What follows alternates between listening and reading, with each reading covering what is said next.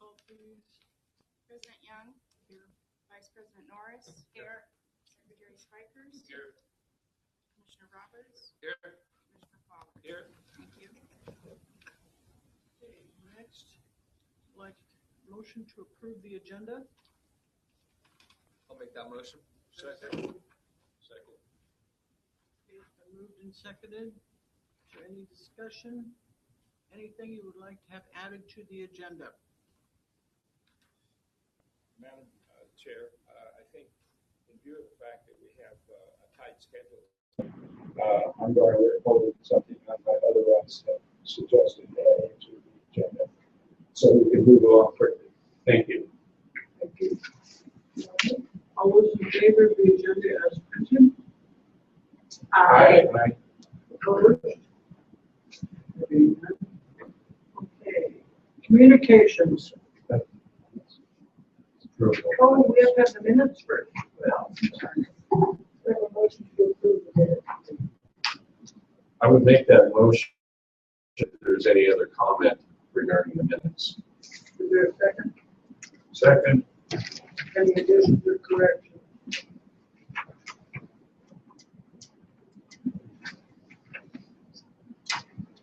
Any additions or corrections?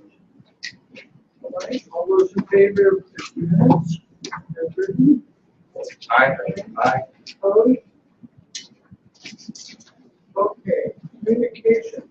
I just want to make sure that anyone in the audience has picked up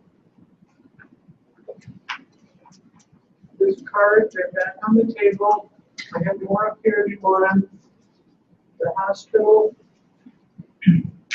grand opening celebration is Sunday, April 19th from noon until 4. Bring the kids. Free giveaways to the first 500 visitors. Prizes to win. And a skillectomy is going to be asked of you to perform. I'm looking forward to the school next week or so to see how things are going. There'll also be tours. Okay, well, I can add to that and say that we'll be really glad when this next month is completed. So there's a couple of things I wanted to talk about tonight. One is the fact that we did get our temporary occupancy permit from the city of Snoqualmie for the new, and that's a significant milestone in the fact that it will allow us to occupy the building. The only thing it prevents us from doing, of course, until we get Department of Health approval, would be to provide any kind of patient care. It will allow us for significant training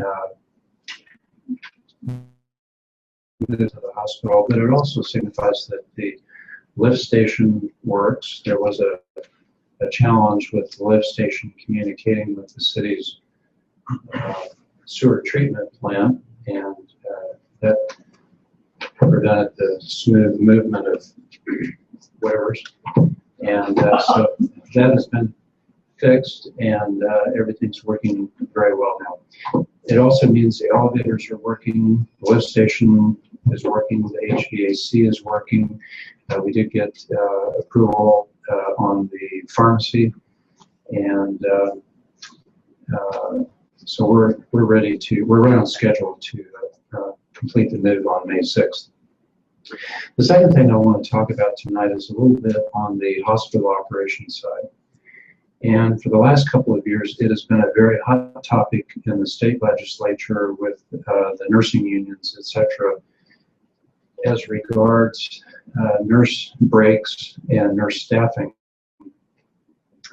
And one of the compromises that the legislature made with especially the hospital association was for each hospital to, on a mandatory basis, form nurse staffing committees.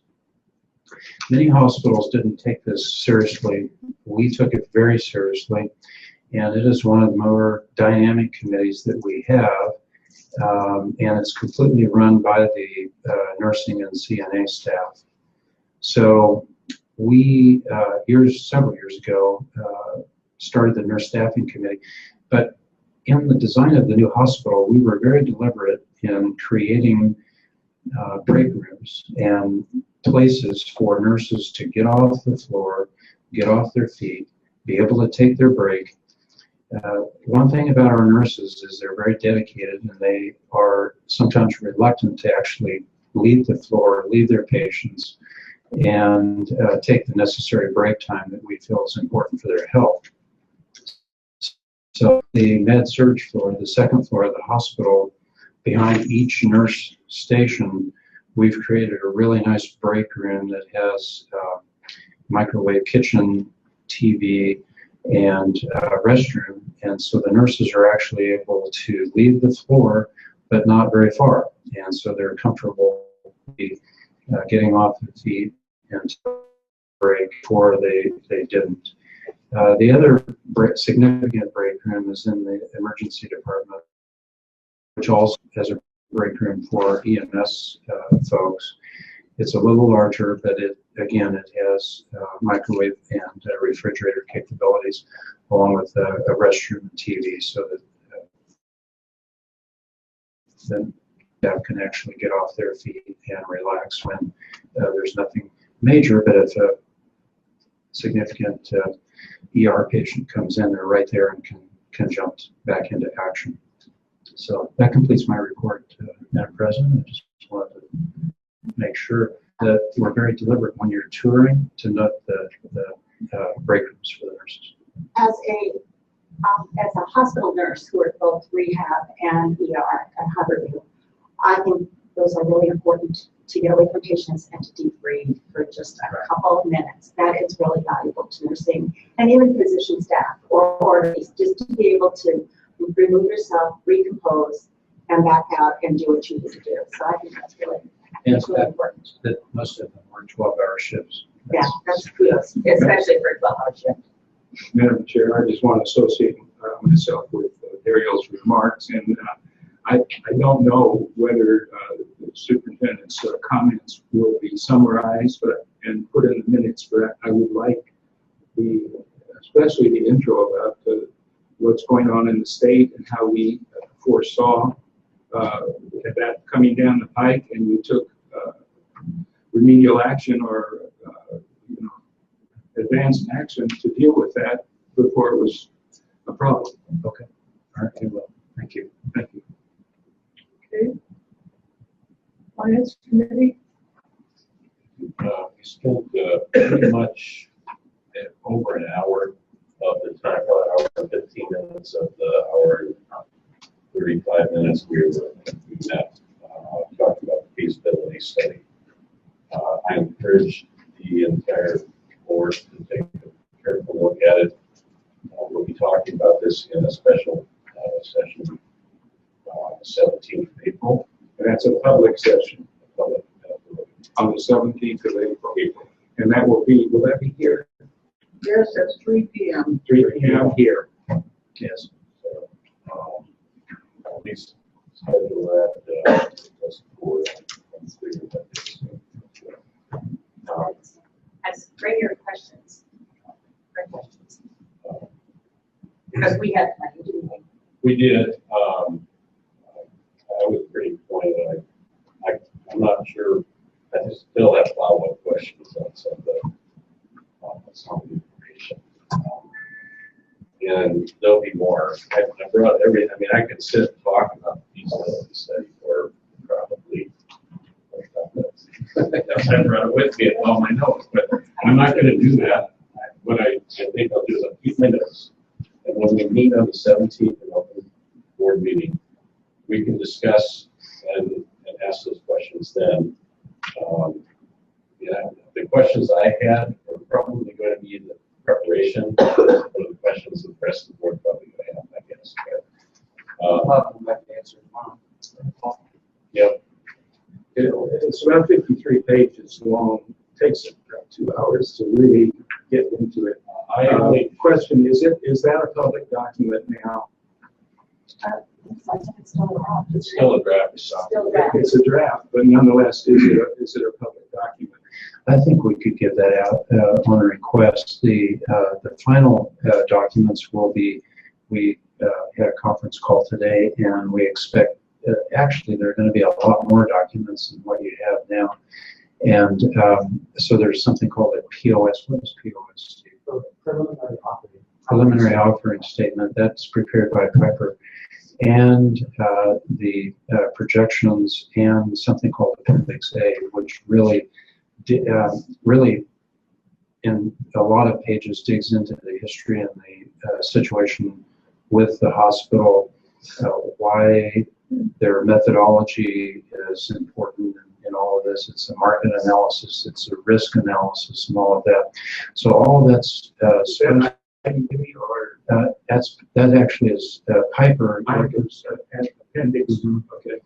At working with our bond counsel, Brad Berg, with Foster Peppers, so they work together on that, and Brad has to sign off on it as legal counsel, and Piper has to sign off on it as representing the bond buyer purchasers. So When will we be getting those documents? those documents they told us today will be ready on the 14th. And so we'll get those out to you just as soon as we can. And I think at that point, Gene, that those documents would all be available to the public as well. And then those are the documents that they will be presenting in the meeting on the 17th here, and being able to ask, you will be able to ask them questions after the presentation, after they really explain in depth what they've gone through to come up with them. Thank you for your efforts to get newspaper coverage of that meeting, because it's very important. We don't have confirmation yet, but For your efforts to try to coverage.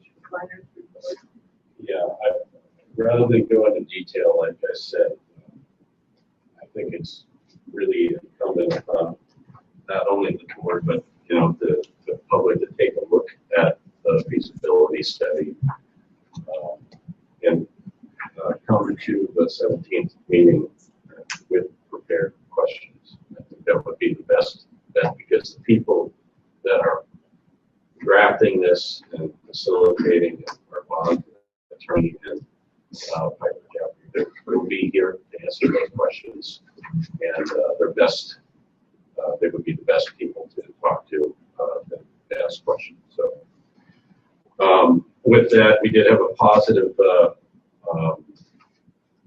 bottom line again, about 30,000.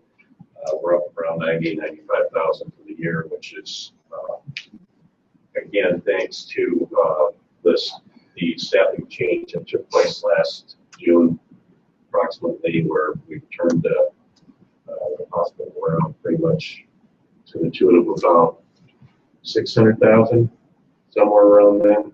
That since last June. So good thing.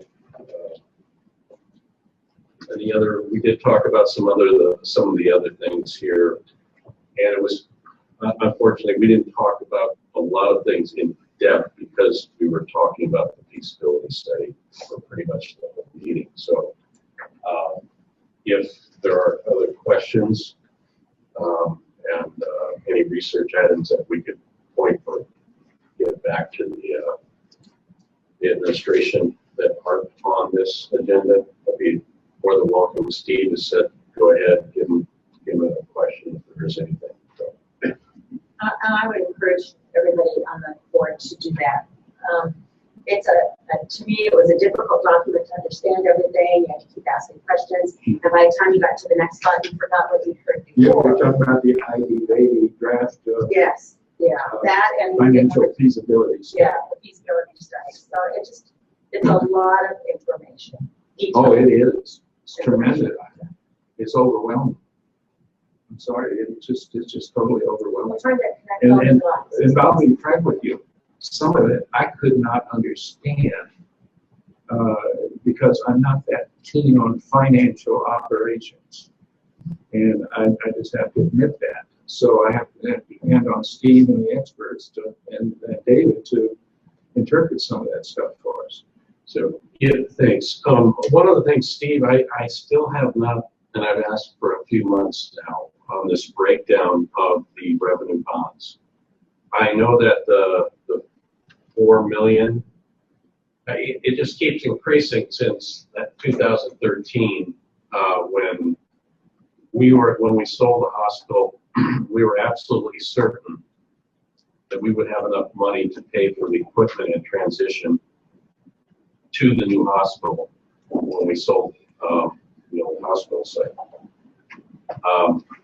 We have approximately, I think it's up to $4.5 million now for hospital equipment, and there's $48 million in revenue bonds that, my understanding of it would be $38 million for the actual payoff for the hospital, somewhere around there. $3 million payoff to Absher, that's 41 something. Now we have 7 million more, and we're going to need to get why we have that 7 million on the table. And there's good explanation, but the public needs to know why are we getting an extra 7 million on this, when I'm sure there's a lot of people will have that question, and it is needed. But I'd like to have that's something really important that I wanted to have at this meeting, actually. A breakdown by a slide, if possible, why we're getting 48 million versus 41 million. There's a reason. Yeah, there is. But and the public's want to know that, because in my mind, I still not real clear. I think I got part of it, most of it, and that would be really helpful for the rest of the board. If that's possible, I think you're going to have to probably have a little bit of input on the 17th. Oh, that'll definitely be on the 17th. Okay. All right. Explain it depth. Okay. Yeah. That is very important. Medical committee? Medical committee met on March 13th. John, Ariel Norris, Tom Parker, and Steve Daniels were there. Influenza. We haven't, since March 30th, we have had no known incidents of patients or visitors acquiring influenza in one of our facilities. So that's kind of a big deal. And the Health Benefits Exchange Office has consolidated to one day, and the medical office building and the closure of open enrollment at the end of February. So that is now closed. Department of Health survey will occur during the first 30 days of the new hospital occupancy, readiness being actively confirmed through all operational committees. Our year-to-date census is 18 per day. We budgeted 17 per day, so that's up one patient, which makes a difference. I'm going to move down to pharmacy. The State Pharmacy Commission is scheduled to survey the new hospital pharmacy mid-April. Critical first step in the process to obtain approval for patient care in the new facility. And then there was also a decision made to retain our outpatient services, our rehab outpatient services in the current building, and dedicate all space in the hospital for patient care only. Dietary, the dietitian services will expand to outpatient appointments this month for referrals from the district clinics, and will eventually be able to extend to non-district clinic referrals into outreach sites in the community. And that means there'll be more direct patient care, not just in the hospital, but other needs that the community has for diet issues. Women's clinic closing May 1st. And Dr. Fox has transitioned to Swedish Discipline.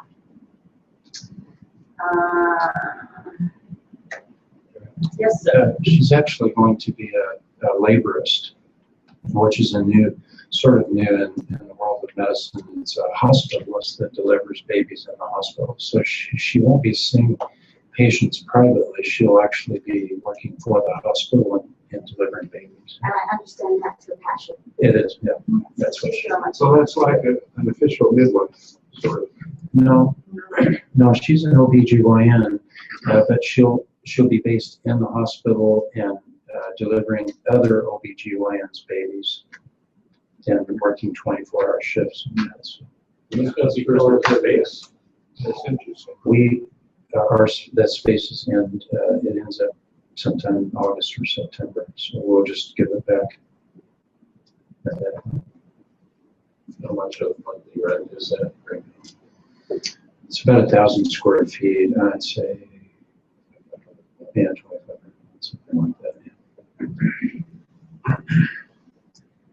Okay, where was I?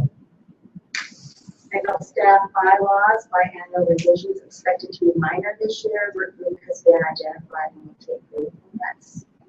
Oh, and we're also actively contracting with a gastroenterologist for employment.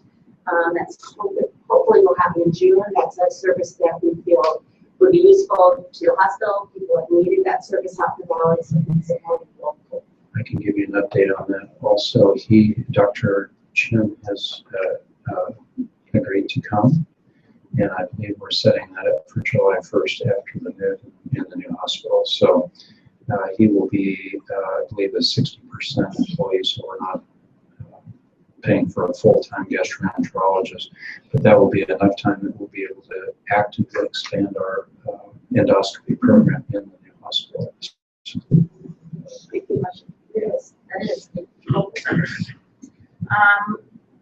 In the new hospital, there's a review of patient safety considerations being made around and as they do moving operations for patient move. Let's see if there's anything else I need to. What do you want to say, John? Okay.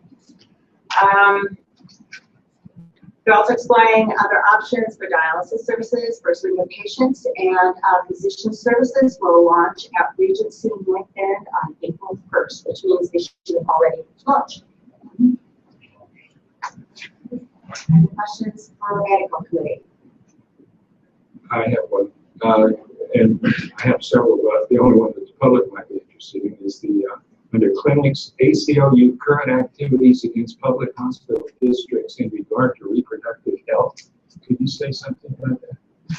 Sure. I have that listed here. So I wasn't sure what to say. Well, Roger, I'll tell you, the ACLU is, how can I say it gently, is insisting that all physicians, obstetricians, gynecologists, whatever, will perform abortions. And I'm not sure how that's all going to play out, because having worked in that, not the abortion field, but in the OB/GYN field, you have the right to say, that's out of my. that's part of that big debate about, arenas. Well, all I'm asking here is it says ACLU current activities. Does this mean it's in court? Or What has happened? They specifically targeted Skagit Regional in Mount Vernon, and I believe they've expanded not the lawsuit, but inquiries to Jefferson Healthcare and Mason, I believe, on the peninsula. And what they're stipulating is that public hospital districts have an obligation under the law to actively provide reproductive health services. And the law actually allows any provider to opt out and not be compelled to provide those kinds of services. We probably are not going to be in that, as regards us, we're not going to be in that category, because we will no longer be, as Dario mentioned, no longer providing any kind of reproductive health services in terms of delivering babies, etc. So we won't be targeted on that. But the interesting thing about Mount Vernon is that there's a Planned Parenthood on the street just across from the hospital. So the community is very well represented in terms of reproductive health, but they're specifically targeting the public hospital district, and probably will go to the Supreme Court on it. It just seems like one of those things that's going to be very contentious. In a way for I think that wasn't it the same hospital that was involved with a possible merger with Peace Health the Catholic organization, Mhm. and it failed on that issue. That's one of the issues that was a problem. Right. There was some controversy, and that's what got it stirred up, I think, was a lot of the Providence and Peace Health systems actually taking over a lot of hospitals. Since that probably came out, Skagit and I believe it's Arlington have entered into the discussions with the University of Washington to join their system. So That's interesting. we'll see how that comes out. Yeah. So with respect to the words in regard to reproductive health, so there's no problem with prescribing pills and so forth, including the day after, night after pill, or any of that kind of thing. It's only focused on abortions, right? Well, no, I think it's the RU 486 or whatever it is, and that's an issue. I don't need to get off on a wild tangent here, but that's actually why the telehealth bill failed last year, was because the conservatives, I guess you would say, were opposed to any kind of telehealth bill that would allow for remote prescribing of reproductive health medications. And I'm not familiar with all of this at all, so I don't know Thank clinically. you.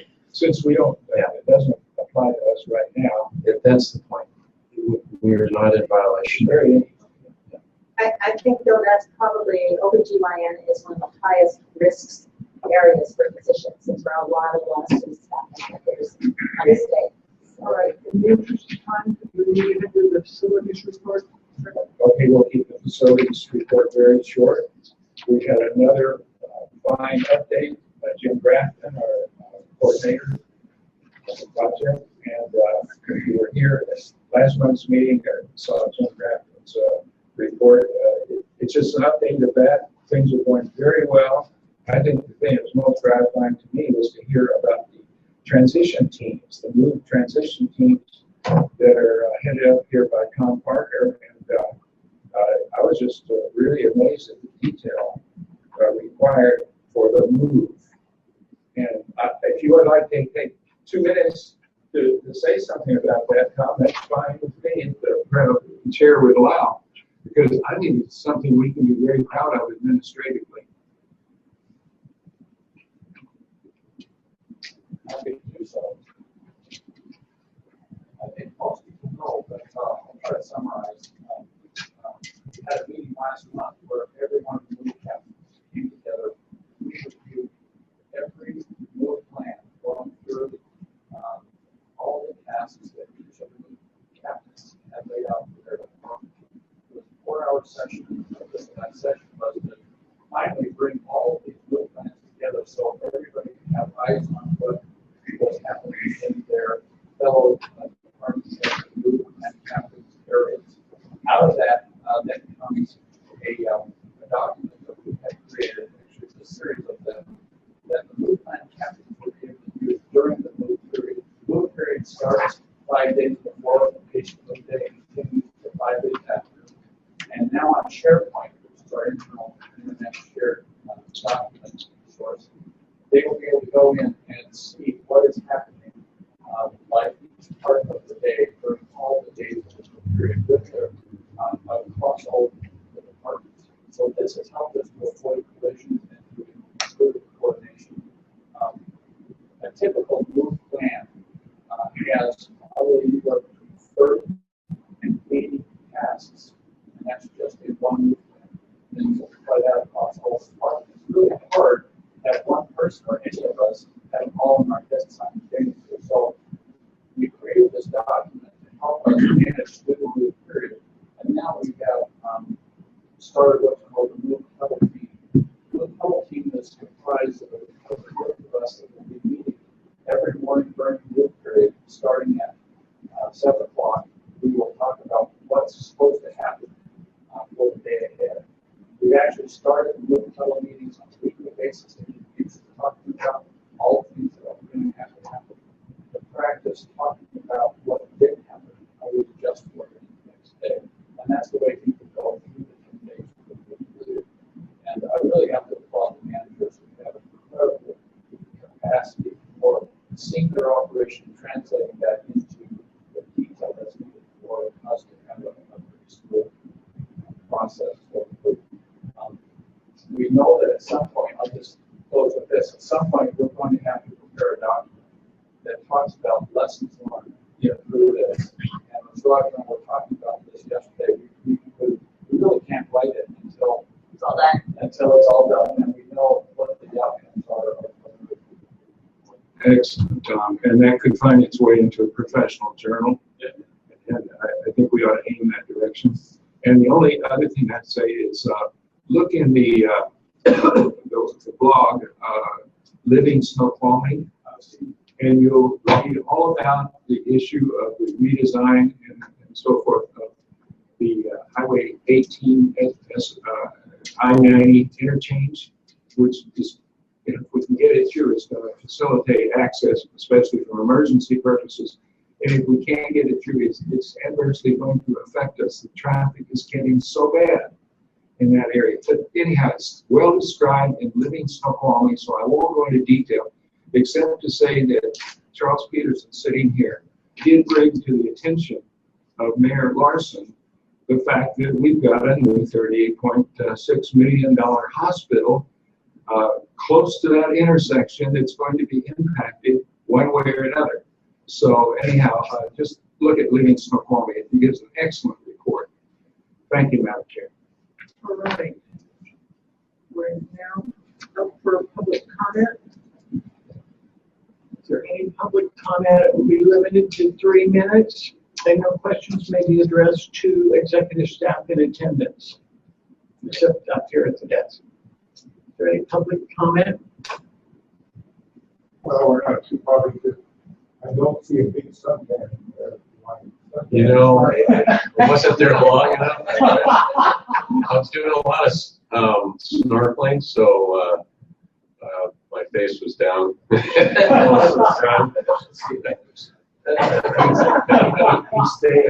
a serious note, I couldn't think of it. So I was hoping while you put your plans, that's a good idea to take a session that takes 2 minutes to review.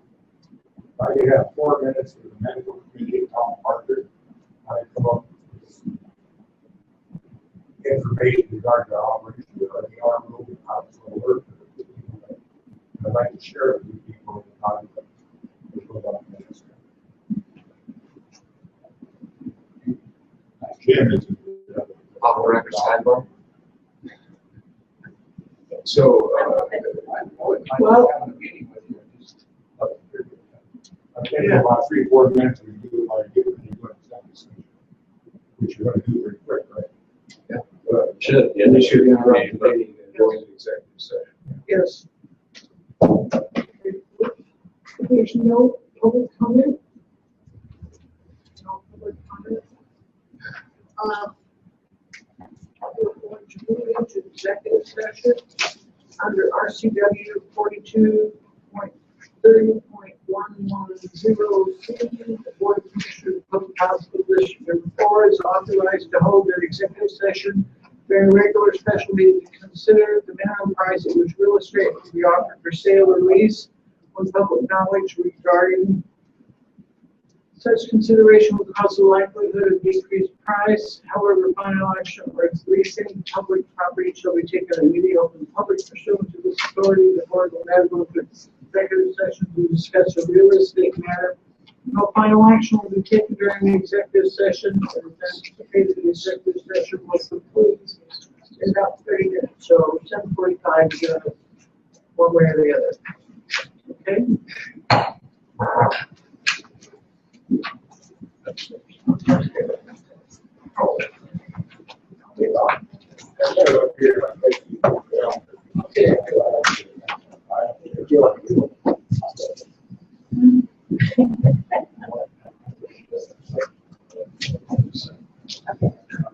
Anyway.